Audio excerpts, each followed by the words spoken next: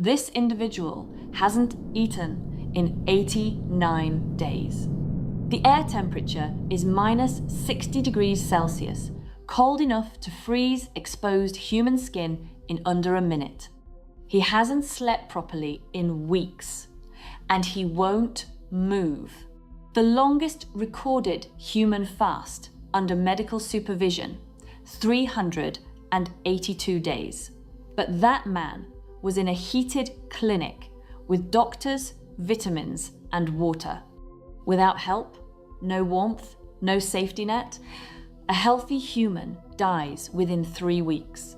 The cold alone would kill them long before starvation. Him!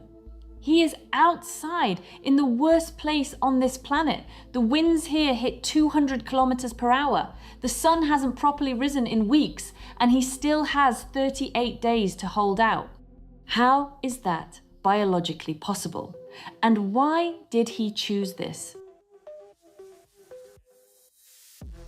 6 months earlier, the other Antarctica, the one nobody makes documentaries about. In the water, he is not a waddling cartoon character. He is a missile. Emperor penguins dive deeper than any other bird on Earth. Over 500 meters. They hold their breath for more than 20 minutes. Their blood stores twice the oxygen of any other birds. They reach speeds of 15 to 20 kilometers per hour underwater. His lineage goes back 60 million years, since before there were polar ice caps, since the late Cretaceous, when T-Rex still walked the Earth. Penguins have been perfecting this design for longer than the Himalayas have existed. The human comparison here is almost embarrassing.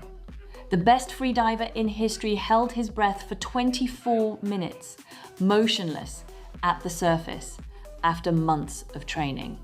The depth record is 214 meters, achieved by a man who nearly died trying, wearing fins and a wetsuit. He's wearing feathers.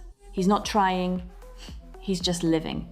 By March, when he hauls himself onto the sea ice, he'll weigh close to 40 kilograms. Half of that weight is fuel, pure energy storage for what's coming. So why go back? Why not stay in the water? Because he has no choice. Emperor penguins breed in winter because it's the only window that works. 9 months to raise a chick to independence. If they started in spring, the chick would be ready in midwinter. Miles from the ocean with nowhere to go. By breeding in winter, the chick hatches in August. And by December, when the ice breaks, it's ready for the ocean. It's not insanity. It's 60 million years of math.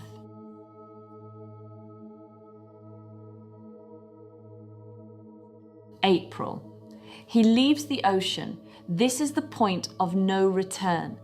Along with tens of thousands of other males, he marches inland, sometimes 120 kilometers across the sea ice. No GPS, no landmarks, just instinct and roots passed down through generations. When the pair finds each other, they bow in unison, mirroring each other's movements. She lays the egg. 1 egg, 450 grams. The weight of a small bag of flour. And she's just spent weeks of her own fat reserves producing it.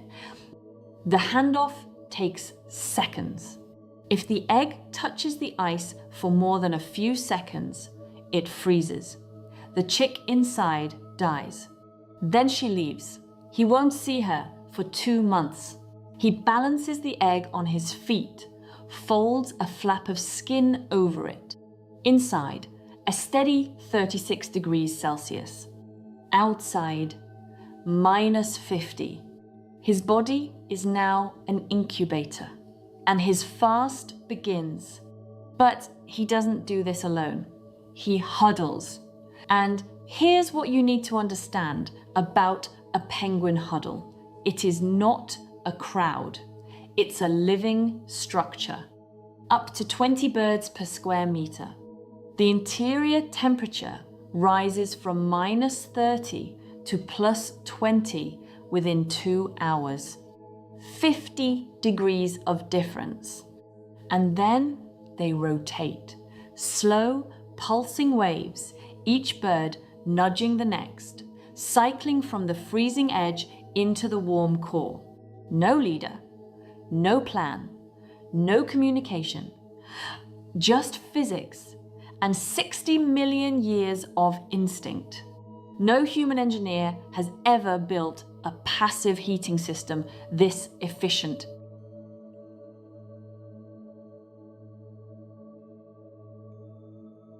Day 1. He's just received the egg. He weighs 40 kilograms. His heart beats 60 times per minute. Day 20.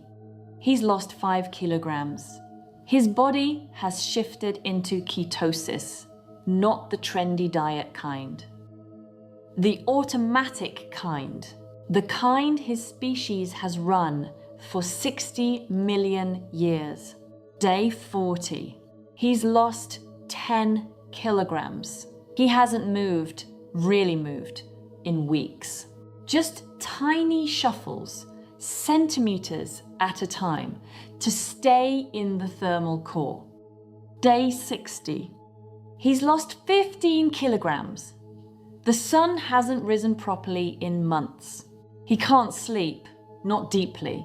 Instead, micro naps, hundreds per day, each a few seconds long, enough to stave off psychosis, not enough to feel rested.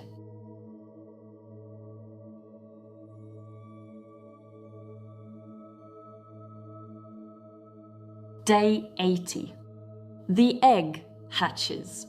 A tiny, grey, impossibly fragile chick. He produces crop milk from his esophagus, a protein-rich secretion, and regurgitates it into the chick's mouth. He's fasting. He's feeding too. Day 89. We're back where we started. He weighs 21 kilograms, half of what he was. Here's the human comparison that doctors literally cannot model. An 80-kilogram human losing the same proportion of body mass would weigh 40 kilograms. That's not thin. That's organ failure territory. That's a human, lying in a hospital bed, warm and hydrated, at the edge of dying. He's standing on ice, in a windstorm, with a baby on his feet. Day 106. She returns. She calls out. He hears her. One voice among 40,000. He answers. She crosses the colony. The chick is transferred. Another high-stakes handoff. And then, for the first time in nearly 4 months, he turns away. He walks back toward the ocean, 100 kilometers. He's lost half his body weight. He hasn't eaten in 115 days. When he reaches the water, he dives. He opens his mouth and eats.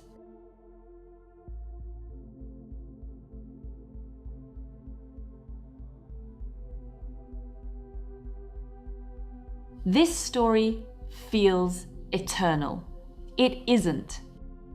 The penguin I've been describing, his 115-day fast is real. His 20-kilogram weight loss is real. His huddle mechanics, his metabolic adaptations, all of it is documented in peer-reviewed studies. Emperor penguins have been running this exact play for longer than humans have existed. But 60 million years of preparation prepares you for stability. It does not prepare you for what's happening right now. In the Bellingshausen Sea, 4 out of 5 emperor penguin colonies have collapsed. Not declined, collapsed. 0 chicks. 0 survival. The sea ice broke up too early. The chicks, still in their grey down, still unable to swim, fell into the ocean and drowned. At Halley Bay, once the second largest colony in Antarctica, not a single chick survived for 3 consecutive years. The ice platform that had been stable for decades simply disintegrated. A 2025 study tracking 16 colonies over 15 years found a population decline of 22%, 50% worse than the most pessimistic previous estimates. The lead researcher put it plainly: there's no fishing, no habitat destruction, no pollution causing this. It's just the temperatures, it's just the ice, it's just climate change. In April 2026, the IUCN reclassified the emperor penguin from near threatened to endangered. 60 million years. And the one thing he never learned to face is us. Last year, researchers from the British Antarctic Survey found something unexpected. A colony in the Weddell Sea hadn't collapsed. It had moved. The penguins had relocated to higher, more stable ice further south. Ice that had never been used as a breeding ground before. They're adapting. They're trying. They don't know what a carbon emission is, but they know the old rules don't work anymore. This year, he returned. He found the ice. He found a female. He took the egg. He's out there right now, in the dark, in the wind, on ice that's thinner than it used to be. He hasn't eaten in weeks.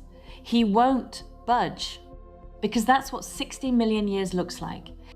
It looks like refusing to give up even when the world has changed around you. So here's my question. Drop it in the comments. 1 sentence. What would you say to him if you could? I'll see you in the next video.